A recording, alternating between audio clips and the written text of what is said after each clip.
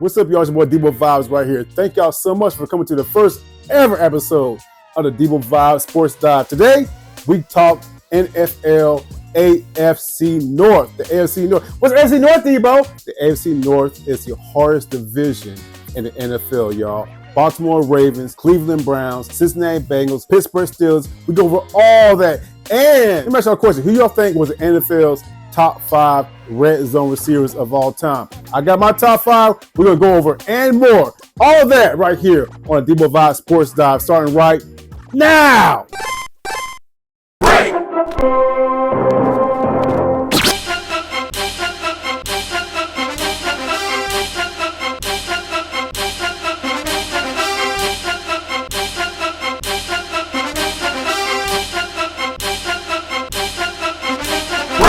What's up, y'all? It's your boy Deboe Vibes right here. And once again, thank y'all so much for watching the first ever Deboe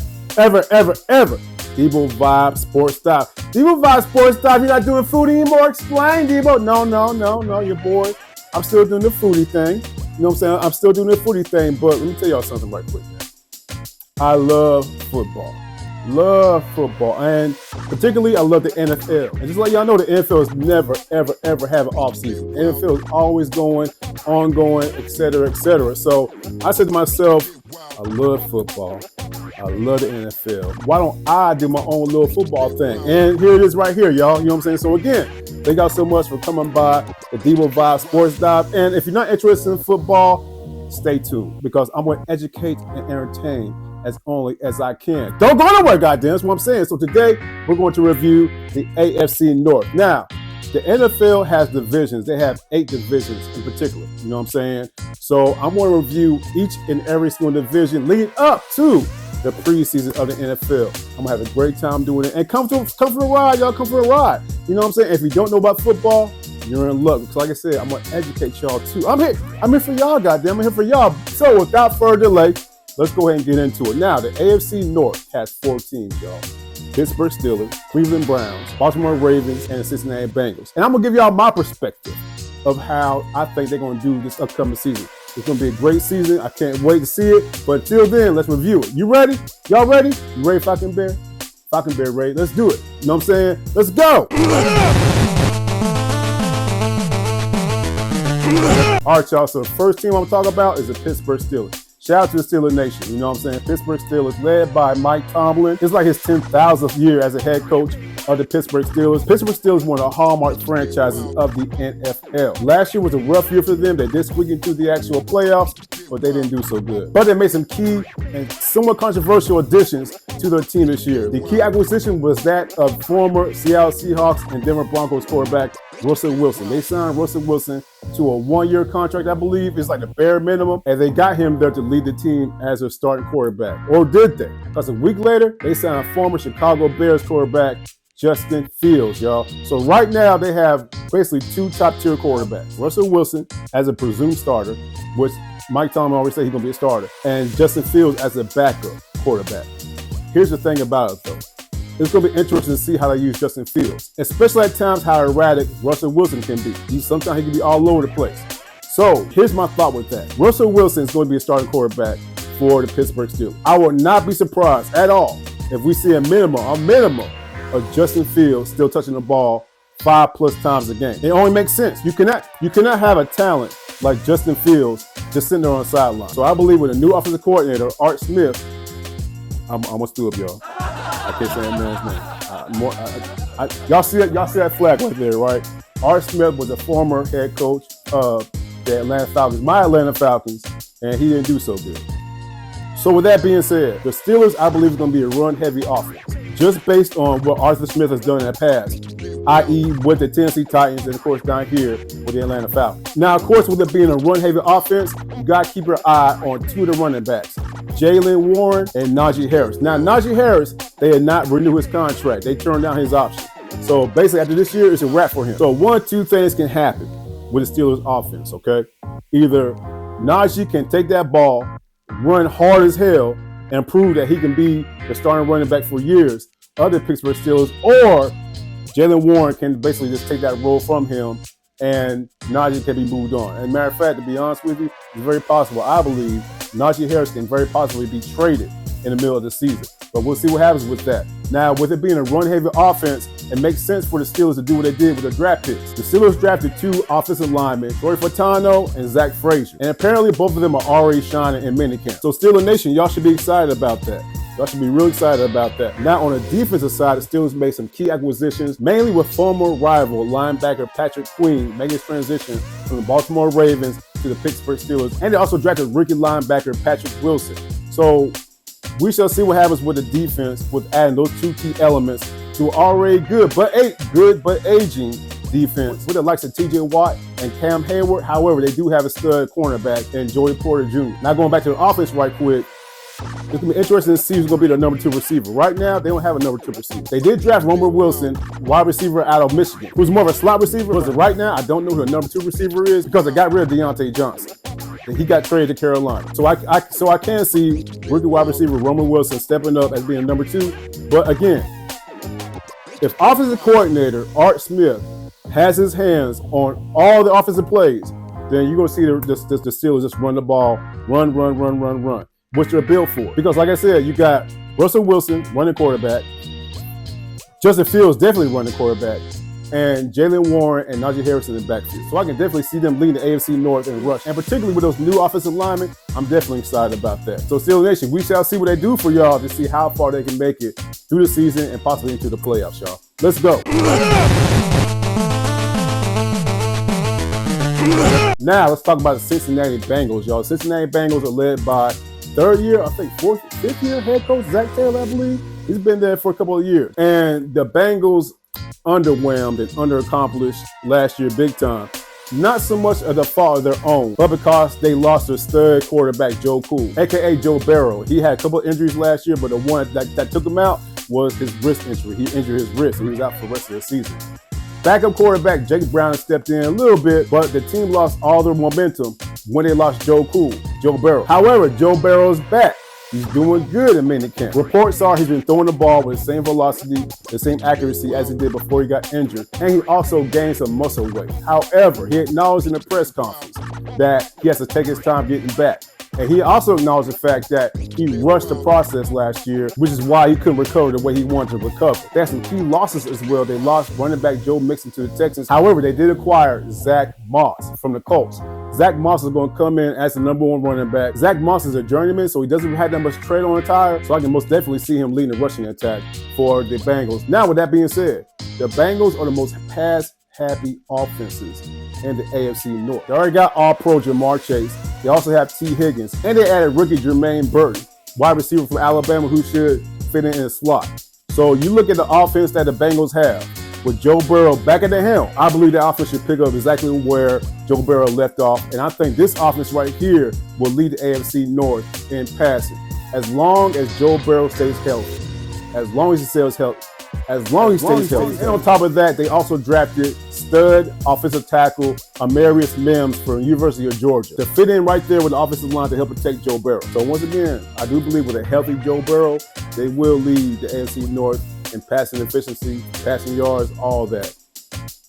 If the Bengals don't go deep in the playoffs, and when I say deep in the playoffs, I mean like the AFC Championship game, then I think it's a wrap for Zach Taylor.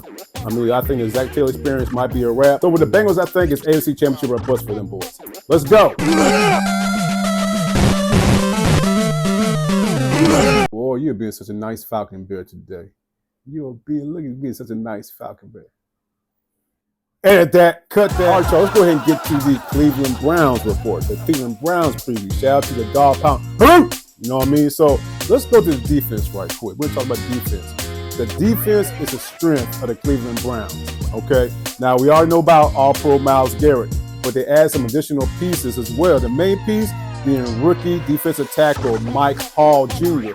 out of Ohio State. Now, the reports on him, he ain't going to start right away. But reports in minicamp are saying that he stood out. He stood out as being one of the most polished defensive players in the entire camp, which, you know, that stands out right there. So you add in Mike Hall Jr. along with Myles Garrett and his 14 sacks. You got the linebacker, you got the stud linebacker JOK, Jeremiah Owusu-Kamara, third cornerback Denzel Ward, Greg Newsome II. You got Zadarius Smith on the line. So the pieces are there for the Cleveland Browns defense to not only be the best defense in AFC North, not only be the best defense in AFC, but the best damn defense in all of football. The key components are there to be beasts in the AFC. Premium pass rush, run defense is there, pass defense is there, pass rush defense is there. So here's my question. Let's talk about offense right quick. And the elephant in the room, which is Deshaun Watson. Okay? Deshaun Watson has to show out this year. Okay, that's obvious, Deboe. Okay, I'm just saying. He got injured last year, so we all saw bits and pieces of him. And then here comes old Joe Flacco off the couch and coming in 5 games throwing for 1,600 yards and 13 touchdowns off the couch. NFL Comeback Player of the Year, Joe Flacco. Shout out to Joe Flacco. What can offensive coordinator Ken Dorsey do to light a fire under this offense right here with this dude, Deshaun Watson? Okay, and I don't think it's over for Deshaun Watson. I keep thinking about the Deshaun Watson we saw with the Houston Texans, and we've seen bits and pieces of it with his games with the Cleveland Browns. So it's still there. He got the pieces. He got Amari Cooper. He also has Elijah Moore, athletic receiver they got from the Jets last year, and they picked up Jerry Jeudy from the Broncos. And he got Njoku, the tight end. So the pieces are there. Now, also we got to talk about Nick Chubb. Nick Chubb had a gruesome knee injury last year. I mean, a gruesome. He had one of them knee injuries. You look at you like, oh no! That's what I did. You know what I'm saying? I ain't gonna front. When I saw, like, oh no! He had one of them leg injuries. He's a running back. He's not that young no more. Can he bounce back from such an injury? If anybody can do it, Nick Chubb can do it. However, the good news is if they have pieces behind Nick Chubb and people behind him to help him out, i.e. James Ford, and also the running back Foreman they have as well. So if everything can come together offensively, I think Cleveland Browns will be a dark horse in the AFC North. But man, so many if factors with them boys, man. There were a lot of if factors with them boys. But like I said, they got Deshaun back. Deshaun can make things happen any given time, and it's up to the head coach for Kevin Stefanski, the head coach, to put everything in motion for the boys. So that's what's up. Let's go. Last but not least, y'all, we definitely got to talk about the reigning AFC North champion, Baltimore Ravens. Ravens, purple and black, stand up. Now, this team excites me right here because this is by far the most complete team in the AFC North and probably in the whole AFC. I love what they did in the draft with drafting 2 high-end cornerbacks for one.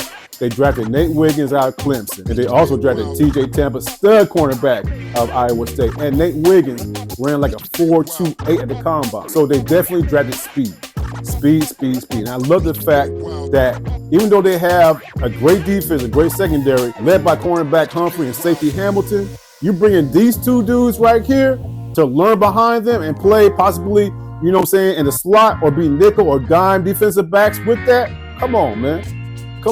And that's only going to help the new defensive coordinator, Zachary Orr, because they got a new defense coordinator, the old defense coordinator, Mike McDonald. He took his talents to Seattle where he's now the new head coach.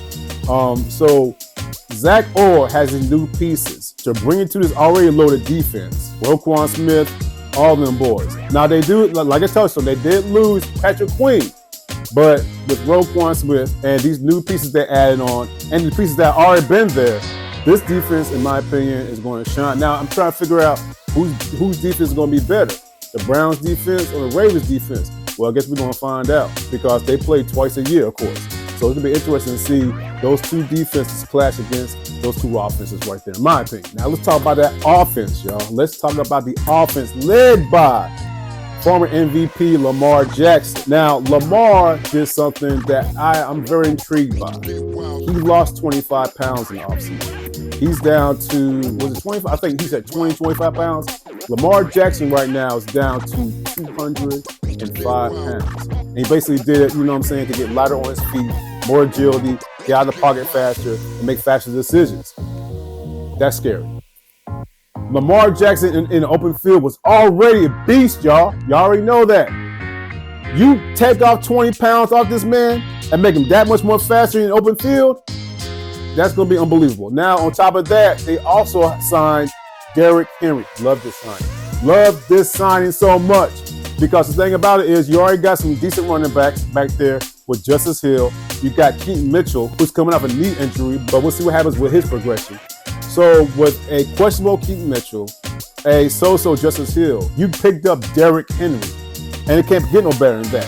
And I think with that pickup right there, the Ravens offense is going to be the most devastating, the scariest goal-to-goal offenses in the entire league. So if you get that offense inside like the 5-yard line, and man, let me show y'all something. Let me put my glasses on right quick for this example, man. Let me put my glasses on. If y'all get this damn offense inside goal-to-goal, and I'm Lamar Jackson, and I'm sitting here behind center shotgun, I take the snap, and I can just do this right here, or I can just do that right there, and hand the ball off to Derrick Henry, and Derrick Henry's coming right at you, touchdown. Or I can do this right here. I can take the ball, hand it off, fake hand off to Derrick Henry, and run it in my damn self, naked bootleg, touchdown. Or I can also get the ball and have Zay Flowers run his ass right across me and pitch the ball to him on a jet sweep. Here's Zay Flowers with the ball running, waving at people as he scored a touchdown. Or I can take the ball, fake hand off of Derrick Henry, step back, and throw it to a wide fucking open Mark Andrews or Isaiah Likely. So I'm going to tell y'all, man, this offense right here is going to be something serious. It's going to be something serious, y'all. And I would not be the least bit surprised if the Ravens make it once again to the AFC Championship game. And I hope this time that they do a better job running the ball than last year. And by the way, the Ravens play at the Chiefs this year, opening day. If anybody wants to see that game happen any faster, it's Todd Monken, offensive coordinator, because he messed that last game up. So that's my take on the Baltimore Ravens. Let's go! Off Deboe, off the left side, gets to the outside, first down. He streaks to the 20, the 30. They'll never catch him. He's at the 50, the 30, the 20. Count them, folks. Silver and black. Bo Jackson, holy Toledo, 90 yards. All right, y'all. So today's old school NFL topic is this.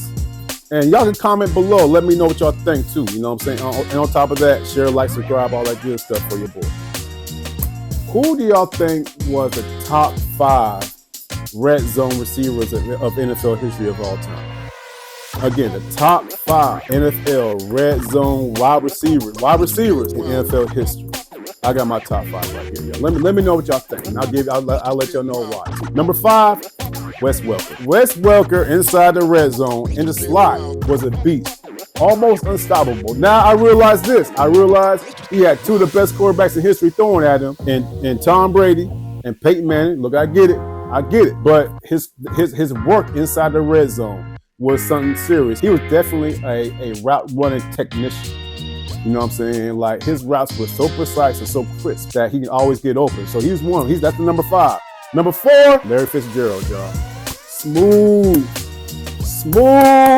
Larry Fitzgerald, man, for the Arizona Cardinals. And he will make things so easy for the quarterback with the routes he ran inside of the end zone. On top of that, he was a toe tapper. He had that toe tap swag. He was dragging them toes, dragging feet in the end zone, touchdown. And he was more physical than people thought. This man was a physical dude. So inside 20, he was not afraid to go across the middle or anything. But, you know, his main thing was the fade route and the post corner. Those were routes for wide receivers, and he perfected the fade route and the corner route inside the red zone, and it was fun to watch. Number 3, T.O. Terrell Owens. Physical specimen inside the red zone. Inside the red zone, he was a beast, y'all. You know what I'm talking about? He did his thing with the 49ers, Cowboys, the Bengals, all of them. But the most famous red zone catch he caught was that one in the playoff game where he kept dropping passes all game, and he finally caught the game-winning touchdown, and he took his helmet, started crying, oh, I got it. He was like, oh, I got it. Man, first of all, I'm going to tell y'all something, man. I don't care how happy I am. I ain't gonna sit here and take my fucking helmet off, and have the whole world look at me cry. Man, if I one of his teammates, I'm like, dude, man, we got time for that, but put that damn helmet on. You better put that damn helmet on, fool. I got it. But put your helmet back on, sit and cry. Crying all the time. That's my quarterback. Number 2. This one was hard, y'all. It's probably 1 and 1A. Number 2, Randy Moss, man. Randy Moss in the red zone was not no joke, particularly with them one-handed grabs he always did. Randy Moss, before OBJ, before Odell Beckham Jr., there was Randy Moss doing those one-handed catches in the end zone with ease and precision.